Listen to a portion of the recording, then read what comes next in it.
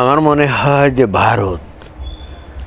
ভারত তার টোটাল কত 1947 সালে ভারতের স্বাধীন রাষ্ট্র হিসেবে জন্ম, তাই না? তো এরপরে এত বড় সুযোগ ভারত আর কখনো কিন্তু পায় নাই। এই যে ইউরোপীয় ইউনিয়নভুক্ত দেশের সাথে যে একটা বিশাল একটা ডিল হলো, ফ্রি ট্রেড ইকোনমিক, ওটা কি এফটিএ না? ফ্রি ট্রেড এগ্রিমেন্ট, হ্যাঁ, ফ্রি ট্রেড এগ্রিমেন্ট। তো এই যে চুক্তি, এটা কিন্তু ভারতের জন্য একটা বিশাল ব্যাপার, এবং এটা কিন্তু একেবারে অকস্মাৎ এই সুযোগটা ভারতের সামনে চলে আসছে শুধুমাত্র আমেরিকাতে ডোনাল্ড ট্রাম্প ক্ষমতা আসার কারণে। ডোনাল্ড ট্রাম্প ক্ষমতা না আসলে এই এফটিএ চুক্তি ইউরোপীয় ইউনিয়নের সাথে ভারত করতে পারতো, আমার তো মনে হয় না। এখন কথা হচ্ছে যে what is FTA and what's the benefit of FTA for India. এফটিএর সহজ সরল ইয়েটা হলো যে ফ্রি ট্রেড এগ্রিমেন্ট। এর মানে হচ্ছে যে ভারতের উৎপাদিত পণ্য এগুলো অবাধে কোনো রকম ট্যারিফ ছাড়াই একেবারে ইউরোপীয় ইউনিয়নভুক্ত দেশগুলোতে কিন্তু প্রবেশ করবে। এবং এই ক্ষেত্রে এই যে ইলেকট্রনিক্স সামগ্রী তো আছেই, একই সঙ্গে গার্মেন্টস পণ্য সহ আরও বহু কিছু পণ্য এর মধ্যে অন্তর্ভুক্ত আছে, যেগুলো একেবারে without any tariff it will enter into the market of ইউরোপীয় ইউনিয়ন কান্ট্রিজ। ভয়ঙ্কর ব্যাপার, তাই না? এতদিন পর্যন্ত ভারত কিন্তু এই সুযোগ চাইছিল, কিন্তু পায় নাই। এখন আমি যতটা শুনছি 2007 বা 2008 সাল থেকেই ভারত কিন্তু এই ধরনের একটা চুক্তি করবে বলে এই ইউরোপীয় ইউনিয়নের সাথে আলাপ সালাপ করে যাচ্ছিল, কিন্তু কেন জানি এটা হচ্ছিল না। ভারত বেসিক্যালি অনেকটাই নির্ভর করত তাদের পণ্য আমেরিকাতে রপ্তানি করার উপরে। কিন্তু যখন ডোনাল্ড ট্রাম্প ক্ষমতা আসলো, তখন ডোনাল্ড ট্রাম্প দেখলো কিরে, আমরা এই ইউক্রেনকে সাপোর্ট করি, এখন রাশিয়ার তেল কিনে ভারত রাশিয়াকে চালু রাখে, তাহলে ভারত তো বেসিক্যালি পশ্চিমা দেশগুলোর এগেনস্টে কাজ করে। অর্থাৎ ডোনাল্ড ট্রাম্প কথা নেই বার্তা নেই, ধামাধাম খালি ট্যারিফ আর ট্যারিফ। আজকে 25%, কালকে 50%, কালকে 500%, মানে একটা ফাজলামি শুরু করলো, তাই না? এবং আমেরিকার পয়েন্ট অফ ভিউ থেকে এটা না করা ছাড়া কিন্তু উপায় ছিল না। এটা কিন্তু অনেকে যারা মানে ব্যবসা বাণিজ্য বা ইকোনমি, আসলে এটা খুব বোরিং সাবজেক্ট, এগুলো নিয়ে তো আসলে মানুষ ভাবে না। মানুষ আসলে পপুলিস্ট বিভিন্ন এজেন্ডা, বিভিন্ন সাবজেক্ট নিয়ে মনে করেন যে কথাবার্তা বলে বা ভাবে, কিন্তু ইকোনমিক ব্যবসা তো আসলে বোঝে না। আসলে ডোনাল্ড ট্রাম্পের এগুলো করা ছাড়া কিন্তু কোনো গত্যন্তরও ছিল না। আমেরিকার টোটাল ডেট কত এখন? 37 থেকে 38 ট্রিলিয়ন ডলার, রাইট? তো এত বেশি তারা ঋণ করে ফেলছে, মানে দুনিয়ার সবচাইতে ঋণগ্রস্ত দেশ হলো এই গোটা আমেরিকা, তাই না? এখন আমেরিকার যদি শৌর্য, বীর্য, তারপরে তাদের আধিপত্য, এগুলো যদি বজায় রাখতে হয়, অ্যাট এনি কস্ট তাদের এই ডেট কিন্তু কমাতে হবে। আর এই ডেট যদি কমাতে হয়, তাহলে কী করতে হবে? তাদের বৈদেশিক যে আমদানি নির্ভর যে অর্থনীতি তাদের, এইটা বাদ দিয়ে এমন কাজ করতে হবে যে তাদের আভ্যন্তরীণ উৎপাদন করতে হবে, এবং একই সঙ্গে বাইরের থেকে বিলিয়ন না ট্রিলিয়নস অফ ডলার্স আমেরিকাতে ইনভেস্ট করতে হবে। তো অতএব ডোনাল্ড ট্রাম্পের এইগুলো করা ছাড়া কিন্তু কোনো গতি ছিল না। এই যে ডোনাল্ড ট্রাম্প এখন পৃথিবীর বিভিন্ন দেশ, যেমন ধরেন জাপান, তাইওয়ান, কোরিয়া, এই সমস্ত দেশকে আকৃষ্ট করছে যে এই তোমরা এখন আমাদের দেশে খালি রপ্তানি করবা না, তোমরা তোমাদের যে ক্যাপিটাল মানে পুঁজি, এটা আমাদের দেশে ইনভেস্ট করে আমাদের দেশে উৎপাদন করো। আমরা তো আর পারতেছি না। আর আমেরিকা এতদিন মাতবাড়ি করার কারণে এই যে একের পর এক এই ঋণ করে গেছে, এইগুলো করে যেতে যেতে যেতে যেতে অবশেষে ডোনাল্ড ট্রাম্প বুঝতে পারছে এইগুলো আর বেশি দিন চলবে না। Any time US can collapse on itself. US can collapse on itself. কিন্তু মুশকিলটা হচ্ছে ভারত তো ইতিমধ্যেই আমেরিকার বাজারে যে পণ্য রপ্তানি করে তার উপরে বেশ বড় রকমের তারা একটা লাভটাপ করে, তাই না? কিন্তু আমেরিকা ইভেনচুয়ালি তো তা নিজে স্বার্থ দেখবে, তাই না? তো ওই জন্য ট্যারিফ দিয়ে ভারতকে জ্ঞানদামে ফেলাতে চাচ্ছে। ভারত সাথে সাথে কী করছে, ইউরোপীয় ইউনিয়নের এই দেশগুলোর সাথে তারা ফ্রি ট্রেড ইকোনমি এগুলো চালু করলো। এটার মানেটা কি? মানেটা হচ্ছে এই যে দেখেন, এইটা কিন্তু আমার মাথায় এতদিনও ঢোকে না, বা আমি এটা নিয়ে অনেক চিন্তা ভাবনা করছি, বোঝার চেষ্টা করেছি যে ভারত তো একটা গণতান্ত্রিক দেশ আর চায়না একটা কমিউনিস্ট দেশ। তাহলে পশ্চিমা দেশগুলো তো কোনোভাবেই অন্তত কমিউনিস্ট দেশে বিশাল বিনিয়োগ করে তাদের উন্নতি করবে, এটা তো হতেই পারে না।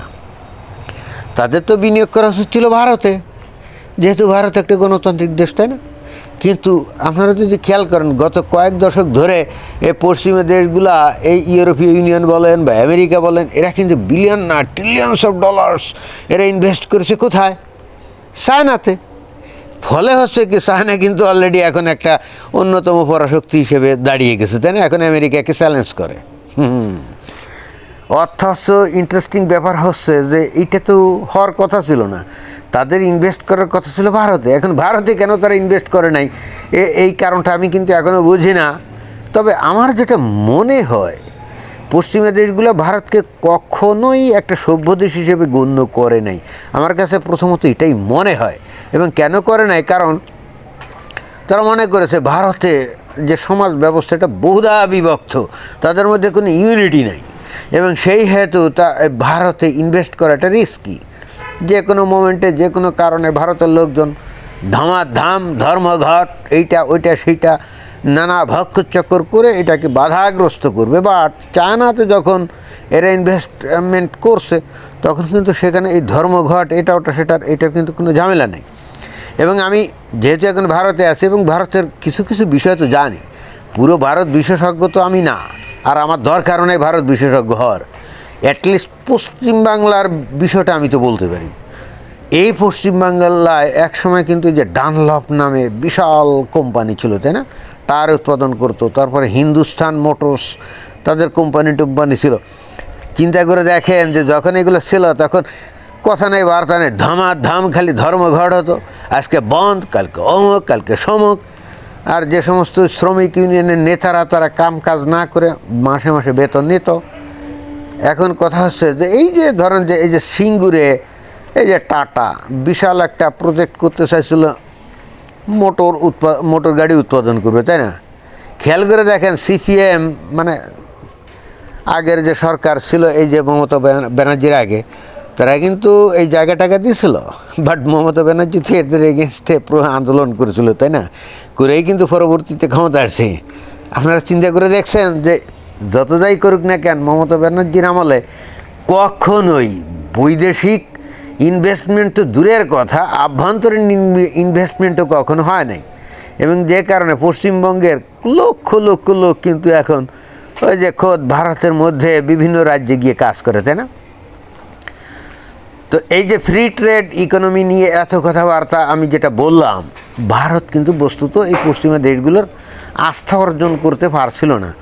তারা কখনোই ভাবে নাই যে ভারতে ইনভেস্টমেন্ট করলে তাদের আসলে সেটা মানে খুব মানে কী বলা যায়, লাভজনক হবে। তারা মনে করছে ভারত এটা কোনো বহুমাত্রিক একটা দেশ, যেখানে কোনো ইউনিটি নাই, যখন তখন যা ইচ্ছে খুশি তাই হবে।